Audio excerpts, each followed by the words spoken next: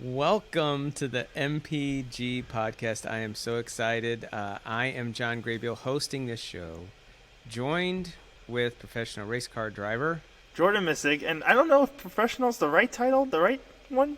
Yeah, we'll go with it. Why not? I like it. I heard it. It sounded much better coming from your mouth, John. But no, thank you for having me back on the show and everything. And obviously, it's our show, so I'm always here. But yeah, I'm glad to be back. Have another episode of our MPG podcast, and it's fun to talk with you after a week's off of not being able to hear your wonderful voice. Thanks. I'm coming to you from San Diego, California, here right on the water, on the bay here at the Wyndham Hotel. Thanks for their internet. And you are at the, I can see, at the Audubon Country Club there in the Mystic Performance Group garage. Yeah, no, I'm back here as well, getting ready to leave for Minnesota, heading up to Minneapolis area to go get ready to race at Brainerd. But well, at least you touched on that you were in San Diego, California, because I was going to guess you were in Pittsburgh, Pennsylvania. So you beat me to the punchline. That would have been my guess. But yeah, nicely sunny San Diego, California for you. Wearing my Cubs shirt that my daughter got me. Yeah. And just had a nice dinner and came here to talk about racing. Racing. We'll get to them in just a second, but I noticed you touched on the National League logos there. I was just watching the MLB All-Star game with my dad, so I just saw that. I was like, oh, that's on too. So yeah, that kind of came into play. We were walking by the lobby coming back from dinner, and we saw that was up. I got to admit, I pay attention to more racing issues right now than baseball. But maybe I will get back to baseball like when I was a kid. I mean, I knew everything when I was a kid, but there is so much racing. There's so many aspects of racing. Oh, yeah. I think when somebody thinks of racing, they think of, in the United States, you have two things, Indy cars and NASCAR. Indy cars, people always go, oh, Indy 500? There's other Indy car races. I know that's the biggest. NASCAR, of course, that's huge, and multiple races. There's many other aspects of racing, particularly as a can I call you a young driver? Yeah. Can I call you a young driver? Call me a young driver, I guess. Early 20s driver, and been perfecting your craft for a number of years. I don't want to mean that that's not you're not jumping right into this, right? You've been at this taking it very serious, very focused, diligently for a number of years. There are many aspects. I guess I can cover. I mean, I just maybe want to touch on something. Let's talk about sponsorships for a second. Oh boy, here we go. Right. This is a intricate topic, I should say. There's we think of sponsorships, I think, as an average fan, I think of sponsorships as you see a NASCAR guy go by and there's a big logo from a business on his car that he or she has on her car. Yep. And same thing with Indy cars. We have the race suits and stuff like that. Outside of that, I think the local sponsorships of local dirt tracks, right? There's a lot of sponsorships, where, and that's very local, where a local restaurant or a automotive place or a dealership might sponsor. Yeah. Kind of your area is a national race, at least. Half of the country, right? From Canada all the way down to Florida is kind of where your racing is. Maybe. I know you're getting ready to go west of the Mississippi, but it's kind of a Midwest to the East Coast south, right? That's kind of how your series is kind of going.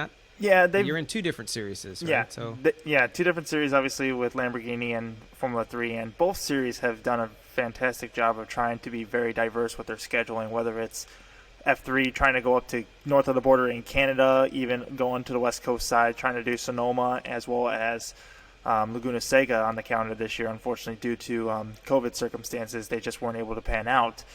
So the farthest west race that we're actually going to be going to is Circuit of the Americas, which will be in October. But fortunate enough, we get to kind of hang around the Midwest and be on the East Coast side for most of the series as well. We were really on the East Coast all of last year, so it would be nice to try to kind of be more of a diverse schedule for that series. Well, for Lamborghini Super Trofeo, that's more of a diverse schedule because, yes, we've been on the East Coast for majority of the races so far, but now later part of the year, we get to be a little bit more diverse with going out to Laguna Seca in California towards the end of the year, as well as they have this World Finals event that takes place over in Italy. I don't want to say it's either Mugello or Monza, one of those two tracks, but it gets to take place over in Italy as well. So that becomes kind of a worldwide phenomenon event for the Lamborghini Super Trofeo Series. Yeah, so it's a wide range of different aspects of it, and I mean, if you'll humor me a little bit, we can talk about sponsorships and the importance of sponsorship. Now, you have had different sponsorships across your career. There's always room. I'm going to assume here. There's always room for another sponsor. Oh, absolutely. Or two sponsors that can help. So when we think of, I mean, I think of, if I was running XYZ company and wanted to sponsor a driver, what do I get out of it? I mean, what are the aspects that I get out of it? I think for one thing, I can see you here on the podcast. I can see how eloquently you talk, communicate, represent yourself. So that's something that a sponsor can go right here and see. Communications degree in your case, a weekly show here through the season that requires you to think on your feet, communicate, talk, and represent.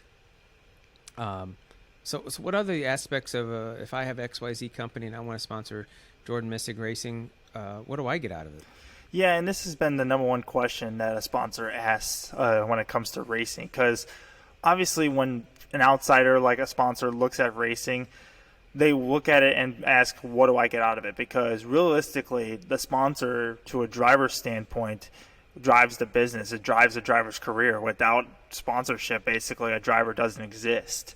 You really can't get anywhere in racing without sponsorship funding coming in and out of of the market. So for sponsors as well, it's very, very difficult to try to get any benefits out of it. But there are some benefits out of it that a driver does entail, and that is a lot of hospitality that a driver brings. So, for instance, when a sponsor comes at a track, it's more business-to-business type deal, so the driver does his best to promote the sponsor as much as he possibly can, show up to sponsorship events, give back to the sponsor, help out the sponsor as best as they can. Obviously, mostly drivers are public figures, and fans look at that public figure. So what the sponsor looks out of a driver is to bring in eyeballs to their company, to their products, trying to get as many people eyes on the product as possible. So that way, when the sponsor and the product itself is placed in front of someone, it's recognizable to the consumer itself, and then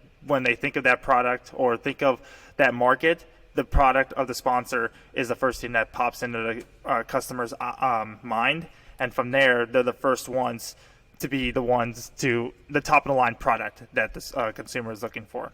From a sponsorship side to a driver side, the hospitality that the series and the driver provides is second to none in motorsports. I mean, you look at any other racing series out here, the atmosphere and everything else, you don't get anywhere close in sports. With racing, you can basically bring a sponsor and any of their employees and basically bring them into the garage, bring them into the hospitality areas, bring them into the paddock, into the track for all the credentials, and they get to experience an experience like no other that you will feel in any type of sport, or even in type of motorsports. I mean, you could bring them from the highest level to the lowest level in motorsports, and just having the fan be able to, or even the sponsor or the members of their corporation have that experience is second to none, and it can cherish for quite a long time. And a lot of sponsors bring in business partners as well as a promotion side. So that's another thing too. This is like a corporate area to where sponsors can bring in other companies that they're looking to have ties with and saying, hey, if you're coming on board with us, we can offer you this, and we can get you into these kind of races, get you into these kind of experience. And this is like a corporate event that a sponsor can entitle to. So yeah, we bring in your corporate sponsor, come check out an event, and then we talk shop afterwards and see if we have an agreement. Yeah, I mean, I think that there's a lot of eyes. You know, you're sponsored Jordan Missick Racing, and you're going to get my logo, my company's logo. If I was the sponsor on the social media, you're going to be able to talk about every interaction you have with media, every interaction you have here on the podcast. Mm-hmm. We're going to talk about the company. We can even have the company come on and have a representative of the company, and we talk about them on the podcast, and we highlight their product and their services. In addition to all those things, and I bet you know, you could give them a lap around the track. You know, they can come out to see you in Joliet, and you can take them right out to the track and teach the sponsor how to drive, sponsor's family how to drive, you know, race cars and different things like that. And you can become an element that I think is globally not only a face and a sponsorship and that, but you know, something that they can use internally too. You know, especially if they're an automotive type company, you know, you could be a tester of tires, of brakes, of a car, or different things like that, where they're getting a high-end race car driver to go out and max perform their vehicle and give them data back for whatever product that they might have or services that they might offer. So, you know, I say it's a huge win when a sponsor comes in, particularly. We said at the beginning, as a younger driver, and now the driver can grow with that sponsor and take that sponsor with them to make them, you know, so that return on investment is increased as the driver goes up the ladder, if you will, you know, as the different series present themselves. And that's just some of the bonuses that comes with it, you know, in myself. That's just some of the bonuses that a sponsor can be entitled with. You know, a lot of it comes into play of just business to business type deals and trying to get a lot of, and that's the main target when you come to racing, is kind of entitled to the automotive type companies, because they look at this as a business to business type deal and a way to enhance their products and show people, hey, our product's on track here. We're automotive business. If you're a fan of this guy, I mean, you need to come to our shop because we're basically on the winning side. You know, a lot of people have a slogan of want to be with winners or want to be with the top guys because they're the ones who are getting the most camera time. Those are the ones that are up front. Those are the ones that are getting more word out to the people. And that's the best thing to do, is you need to spread the word out to the people. It needs to get inside people's heads. It needs to be almost embedded inside people's heads, so that way they can know it by heart and know it without even having to look at it. And if they know it without having to look at it, then you know you did the right thing to get inside people's minds, so that way they know that's your product and that you're on the top of your game. Now, the most thing that what we want to do as a race car driver to sponsors is obviously please the sponsors is number one. You know, you got to have some happy sponsors on your side. And I've done a fantastic job with Audubon, not only giving back to what they've done for me, obviously working at their country club and going through the driver development program, but for my stake with Audubon is I've been able to give back to them by being part of now their instructor program, helping some of their clients, some of their members come up through the rankings of even karts in the cars, trying to get them to win races here at Audubon and hopefully help their skill level get a little bit better on the track through the driver development program that they have put me through as well. So I've gone through the program, and now I'm able to kind of instruct it and kind of lead the program a little bit, but I'm doing my due diligence to give back to Audubon itself by putting in the time and the work that they've invested into me. I'm now giving back to them. And that's kind of what a driver kind of does to a sponsor, is they help out the sponsor any way they possibly need it, whether it's do whatever they need them to do in order to make them happy. And the driver will do that to the most benefit, 100% doubt. They will do that just to keep the sponsors happy. But for what the sponsor needs out of this whole thing, and that's just recognition. Recognition is going to be the number one thing that they all want. And it's just getting your product, getting your anything, product placement, name, you know it, out there in front of other people's eyes. And to me, honestly, motorsports is the best way to do it, because it's not just a circus that just stays in one area and plays a show every single week. We're traveling across the entire country, visiting other motorsport enthusiasts, some fans, some people who've been to a race for a first time, getting your name and product out in front of their eyeballs and getting into their ears so they can hear and listen to nonstop. And that's the main thing, is if you're trying to make a countrywide product, you need to sell it to the people countrywide. Yeah, I mean, yeah, that was perfect. That's perfect. That's a really good representation of exactly what you get. And so let's say I am a sponsor. How do I reach out to Jordan Missig Racing? Easiest way is just either through my website at jordanmissigracing.com, just send me an email, or at jordanmissig@gmail.com, or just contact me through the social medias. That's really the easiest way to do it nowadays, is that most companies and most public figures are being contacted through their social medias, whether it's through Facebook, Instagram, or Twitter. Just sending a private message or a straight direct message to the person is the best and easiest way to kind of get in contact. And then you just start with small talk from there. You ask about, the best way to get a sponsor and the best way for a driver to stay connected with the sponsor is through connections. And that's not connections through people but it's connections that you have that I like, personal interest. It's kind of like a relationship that you're building with each other in a relationship, not like a relationship to where, it's a love relationship. Like, you find your soulmate through connections and basically through stuff that you're very similar with. You have similarities between each other. And that's kind of goes well with a sponsor. A lot of the true sponsors have similarities within each other. So say we live in the same area. I connect with Audubon because we're both in the Joliet area. We both like racing.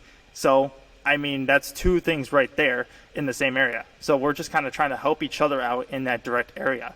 Now, when it comes to a sponsor outside of, let's say, yourself, if it's a sponsor who's looking to broaden his horizons, there's no better way than to get into a junior formula guy or a young driver who's trying to make a career out of himself. That way, both companies, both sponsors, or I should say both companies of representation of parties, are trying to develop each other together. And that's the best way to do it, is have like a guy who's coming up through the rankings, wanting to pursue a career in a professional echelons of motorsports, and then a sponsor or a company who's just coming through the rankings of lower tier levels, and then they both are able to latch onto each other and ride basically into the sunset together. Yeah, I love it. Switching gears here real quick as we get toward the end of the show, is you're racing this weekend up in Minnesota. First time up there, right? First time up at Brainerd International Raceway, yes. Never been there before. Pretty exciting. How's the track look? How do you think it's going to go? How's the preparation? Yeah, based on what I've seen, well, obviously preparation has been very, very sparse and very minimal, because this track, Brainerd, isn't on many simulators out there. It's not on iRacing. It's not on R Factor. It's basically only on Assetto Corsa, and you have to basically download the track. Well, all my access is to Assetto Corsa is very limited to that, so I unfortunately don't have the opportunity to do that. So it comes down to the old-fashioned way of doing it back in the old days of when I was in Radicals, and that's going back to watching old races and onboard video of some people on the racetrack. Is just understanding the line, understanding some of the gear, the braking points, and understanding what kind of objects and marks of scenery that I can look at use as braking references or markers going into some of these corners. So it's all about just looking back at some past video and looking at some old footage of races that have taken place there. I know there's a couple of Trans Am races that have taken place there that I've watched, just to kind of see the flow of the race, to see how the track flows in race conditions. So from what I've seen, Brainerd's going to be a very high-speed, fast track with a couple of slow-speed corners, but it's going to be very momentum-based. So I'm looking forward to it. I think this track kind of suits my style a little bit of flowy momentum, high-speed courses. So I think we're going to have one of our best shots, I think, going into this weekend with a win. Oh, outstanding. So, well, thanks for being on the show. Google Jordan Missig Racing, and you can get all the information. F3 Americas or for the race series. Talk about the race series, Formula Americas. Yeah, so Formula Regional. You can watch the race there. Formula Regional. Yeah, Formula Regional Americas. Formula Regional Americas. They can reach it and they can watch the race this weekend, and we'll all be rooting for you, Jordan. That's for sure. Yeah, if you want to get in touch on the Formula Regional Americas racing, that will be on the SVRA app.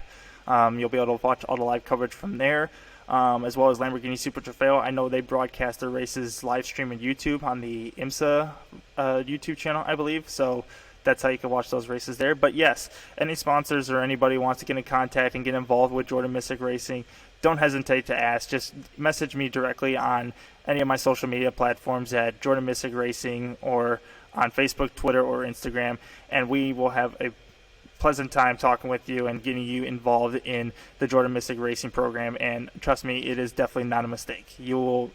I can't agree more with that. Absolutely. All right, sir. Well, thank you. Best of luck this weekend, and we'll talk to you a little bit, maybe a recap after the race. Sounds good, John. Look forward to speak with you after Brainerd, hopefully with a win. Perfect.